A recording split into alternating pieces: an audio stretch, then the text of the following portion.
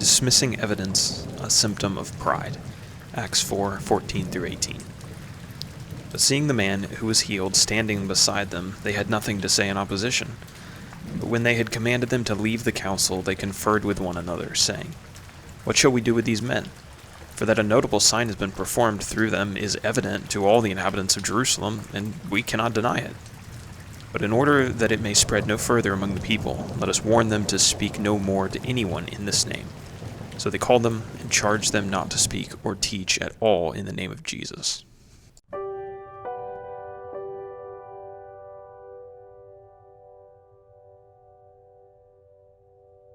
In Acts chapter 3, Peter and John had just healed a lame man in the temple. The miracle was undeniable because all of the Jews knew the man. He had sat outside the temple begging for money for years. Following the miracle, Peter preached to the amazed onlookers, but he was very quickly arrested by the Sadducees and the captain of the temple for preaching about Jesus and the resurrection. The next morning, the two apostles were brought before the Jewish council and questioned. Being unable to convict them of any crimes and fearing the response of the people if they did, they decided to just threaten the apostles and let them go. They told them not to speak about Jesus anymore. You see, Jesus threatened their way of life. He wasn't consistent with their perspective about who God was.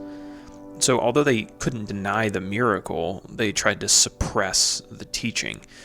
They wanted it put out of the minds of the people and just to move on with the way that things had always been. Back to the status quo. The miracle was evidence for the legitimacy of Jesus as the Messiah. And if these men had taken the time to honestly evaluate the evidence, their lives would have been turned upside down, but in a good way.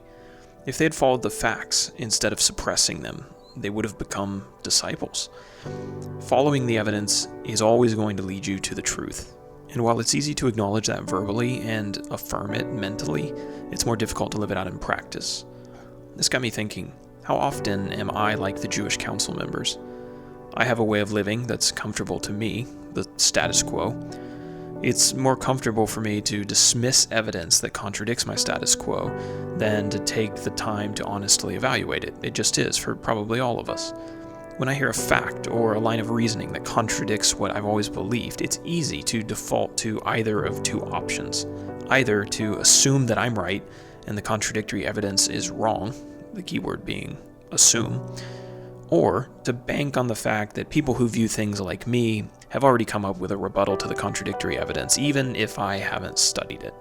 In other words, we are all very good at giving our beliefs the benefit of the doubt, dismissing the legitimacy of opposing positions, and moving on with our lives.